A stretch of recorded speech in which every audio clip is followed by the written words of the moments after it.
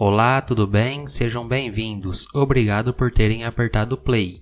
Meu nome é Fabrício e se você chegou até aqui é porque quer saber qual destas duas empresas do setor do comércio tem os melhores fundamentos para investir no longo prazo.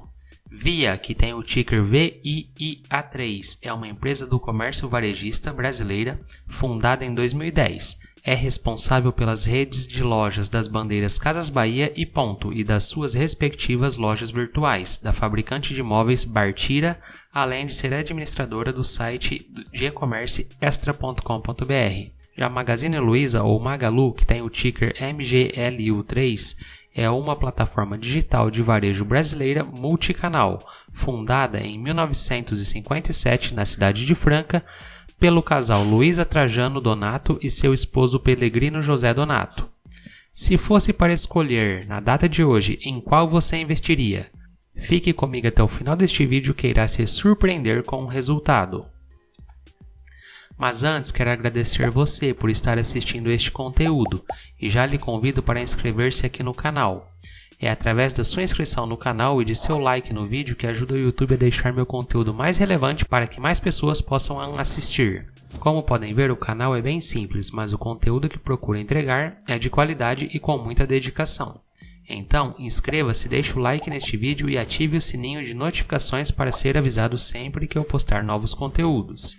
Lembrando que o material disponibilizado neste canal não sugere recomendação, indicação ou aconselhamento para investimento. É única e exclusiva responsabilidade do investidor qualquer tomada de decisão.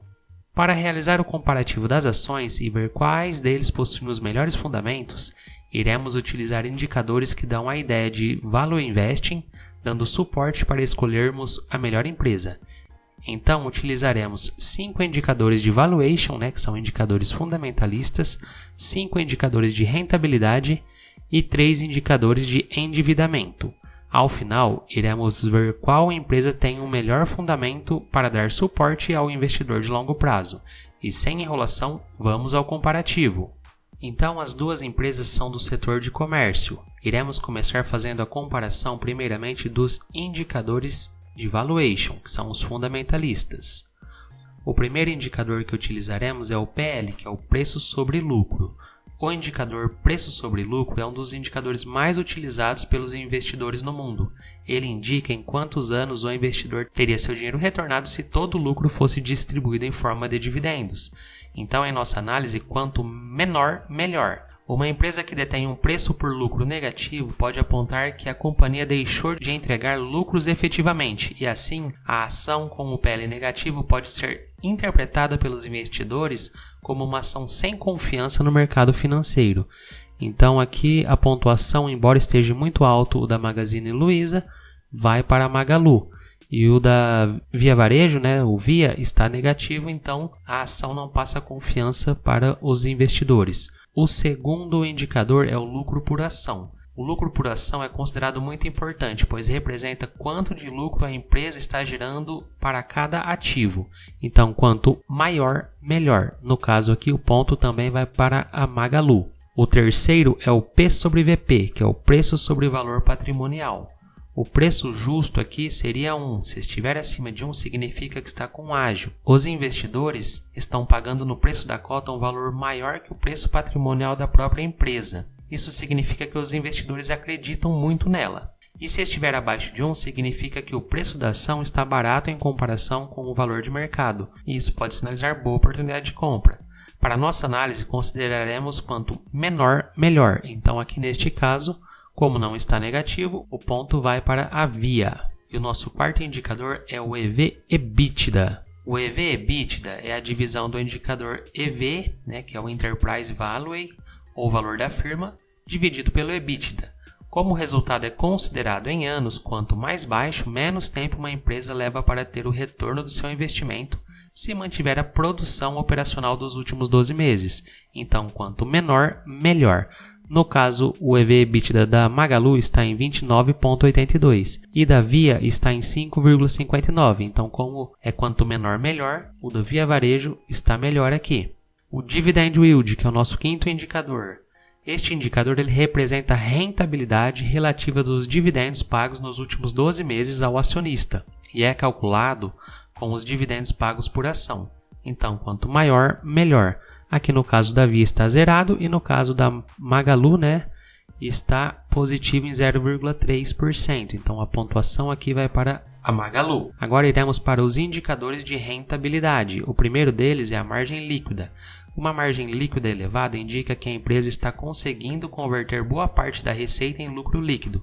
Desta forma, significa que ela é capaz de manter seus custos e cobrar preços elevados diante do cenário. Por outro lado, quando a margem líquida estiver baixa, significa que há pouco espaço para erros. Portanto, qualquer eventual contratempo pode ser suficiente para neutralizar o lucro ou até levá-lo ao prejuízo. O ideal é que seja superior a 10%. Aqui no caso, nenhuma está superior a 10%, então nenhuma leva a pontuação. E o nosso segundo indicador de rentabilidade é o ROI, que é o retorno sobre patrimônio líquido. Ele mede a capacidade que a empresa possui de gerar valor com o capital, que é o dinheiro investido. Sendo assim, quanto maior o ROI de uma empresa, melhor, pois demonstra que a gestão da empresa tem sido cada vez mais eficiente em gerar lucro. É ideal quando é superior a 15%. Quanto maior, melhor. Aqui também nenhuma atinge esse percentual de 15%. Na minha análise, não vou dar pontuação para ninguém. E o nosso terceiro indicador de rentabilidade é o ROIC, que é o retorno sobre capital investido. Ele considera a capacidade que uma empresa tem de gerar capital, de gerar lucro, quando é considerado tudo que já foi investido nela, medindo a rentabilidade que pode ser esperada tanto pelos investidores quanto pelos credores. Uma prática comum do mercado financeiro é comparar o ROIC com a taxa de 2%. Assim, quando o resultado do índice é superior a 2%, indica que os investimentos agregam valor à empresa. Caso contrário, o índice é considerado como um risco para a empresa. Em nossa análise, quanto maior o ROIC, melhor.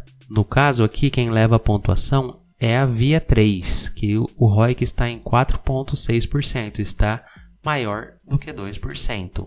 E o nosso quarto indicador de rentabilidade é o KGR, que é o crescimento da receita. É um indicador que mede a taxa de retorno de um investimento em um determinado período. No caso, ele mede o crescimento da receita líquida nos últimos 5 anos, ou melhor, é uma taxa que mede o retorno ponderado e constante da empresa ao longo dos anos. Ideal que seja superior a 10%. Quanto maior, melhor. No caso aqui, os ativos da Magalu ganharam a pontuação pois estarem superior a 10%, está com 32,1%. E o nosso último indicador de rentabilidade é o EBIT dividido pelo ativo. Significa a capacidade que uma empresa apresenta de gerar lucro com base nas dimensões de seu patrimônio. Logo, quanto maior for a relação EBIT por ativo, maior é a geração de lucro por parte da empresa. E, consequentemente, melhores os resultados para o investidor. Então, quanto maior ela for, melhor. Aqui no caso, a Via leva a pontuação, pois está maior do que o da Magalu. Agora vamos para os indicadores de endividamento, os últimos 3 indicadores para finalizar a nossa análise. O primeiro dele é a dívida bruta dividido pelo patrimônio líquido. Quando este indicador estiver muito alto, é um sinal de alerta, pois indica que a empresa tem gastos elevados com pagamentos de juros. Este, por sua vez, se torna vulnerável a mudanças da taxa de juros do mercado, que são voláteis e imprevisíveis. Então, quanto menor, melhor. Aqui no caso, quem leva a pontuação é a Magalu, que tem a dívida bruta pelo patrimônio em 0,60. O nosso segundo indicador de endividamento é a liquidez corrente.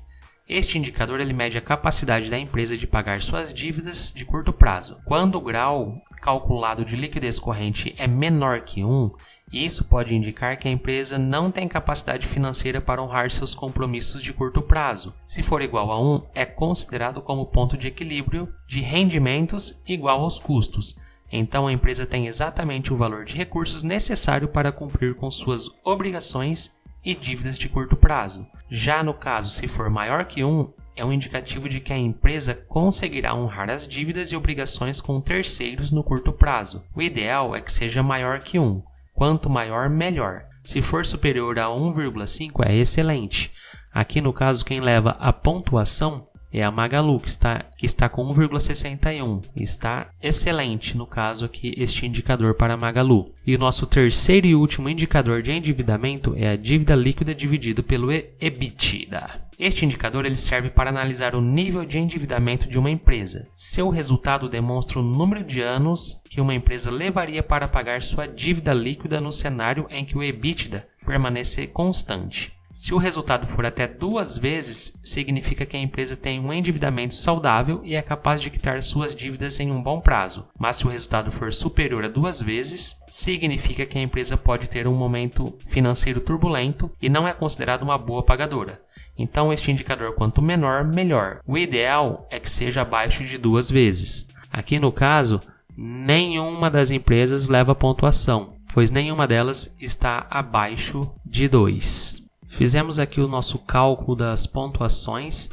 As notas da Magalu pelos indicadores tiveram 6 notas boas contra 4 da Via. Mas como podem acompanhar, nenhuma das empresas atualmente apresentam bons indicadores. Mas neste comparativo, a empresa que possui os indicadores um pouquinho melhores é a Magalu. Se você gostou deste tipo de conteúdo, deixe nos comentários se você acredita que estas empresas voltarão a prosperar e ter bons fundamentos. Me informe também as ações que você gostaria que eu trouxesse aqui para analisar nos próximos vídeos. E este foi mais um conteúdo aqui de nosso canal, espero que tenham gostado. Se ainda não é inscrito em nosso canal e nas redes sociais, eu aproveito para deixar este convite. O canal aqui no YouTube é o Investidor Curioso, inscreva-se e deixe o like logo abaixo. Também vou deixar no descritivo deste vídeo o link de nosso canal no Telegram, que é o Invista na Bolsa, e o link de nosso perfil no Instagram, que é o Investidor Curioso ONC3. Um grande abraço a todos.